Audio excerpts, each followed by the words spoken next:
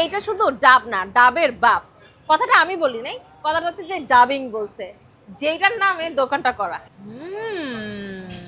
আপু সত্যি এগুলো আপনি বানাইছেন? মানে এই স্মুদি, ডাবের আইসক্রিম, এগুলো আপনার বানানো? হ্যাঁ, সবই আমার বানানো। আই মিন সিরিয়াসলি, এত রিফ্রেশিং আর এত মজার খাবার এই আপুটা নিজের হাতে বানাইছে। I don't believe. আমার মনে হয় আপু কোনো জায়গা থেকে মানে কিনে নিয়ে আসেন, হ্যাঁ কোম্পানি থেকে কিনে নিয়ে আসেন আর নিজের নামে চালা দিতেছেন। আই মিন সিরিয়াসলি এত মজার। 2 স্কুপ হচ্ছে ডাবের আইসক্রিম, যেখানে কিনা কোকোনাট এসেন্স ইউজ করা, গার্নিশ করছে কন্ডেন্স মিল্ক দিয়ে আর হচ্ছে পিনাটস দিয়ে। এইখানে আছে হচ্ছে আমার হাতে কোকোনাট স্মুদি, এইটা হচ্ছে 50 টাকা, এইটার প্রাইস হচ্ছে মাত্র 100 টাকা। কেমনে সম্ভব? তা আবার হোমমেড, এত টেস্টি, এত মজার।